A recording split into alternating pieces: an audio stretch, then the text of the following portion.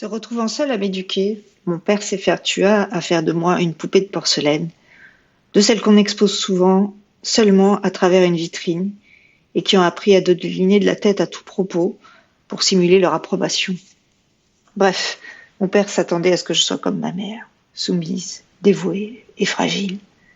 Mais j'avais hérité de son caractère à lui, indépendante et têtue. Sa poigne à laquelle je ne pouvais me soustraire m'étouffait, me révoltait. Puis Trevor débarqua dans notre vie et tout devint encore plus difficile. Je sortais tout juste de ma crise d'adolescence quand ce jeune homme austère, arrivé tout droit de nulle part, proposa à mon père de mettre ses mains fortes et son esprit brillant entièrement à son service. Loyal, incorruptible, dévoué à mon père et au royaume, ambitieux aussi, Gilles Trevor restait avant tout à mes yeux un homme froid et sans passion. Son attitude avec moi était distante et réservée, mais jamais dédaigneuse. Il devint rapidement le bras droit, puis le fils qui manquait tant à mon père. Et celui-ci se mit à faire des projets pour nous deux, nous voyant mariés et Trevor roi après lui. Mon père alors redoubla d'intensité ses efforts à vouloir contrôler ma vie. Les robes qu'il choisissait pour moi, les professeurs de chant et poésie qu'il m'attribuait me donnaient la nausée.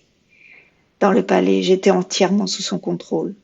Tout ce que je faisais, disais, mangeais même, lui était rapporté, et tout écart à son modèle sévèrement réprimandé.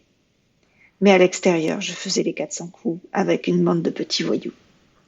Et le peuple commençait à me connaître pour nos frasques et nos menus larcins. Jusqu'à ce fameux soir où une bagarre avec une bande rivale a grandement dégénéré. Il y a eu un mort dans le camp adverse. Puis la police nous est tombée dessus.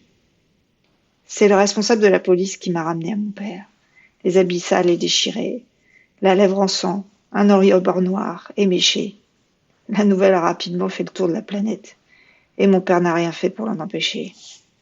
J'ai bien cru à un moment qu'il allait me faire passer devant le tribunal et juger pour crime en bande organisée.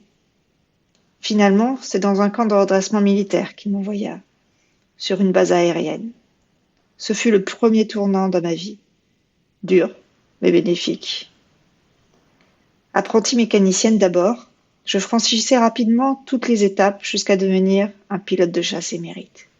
J'avais trouvé ma voie.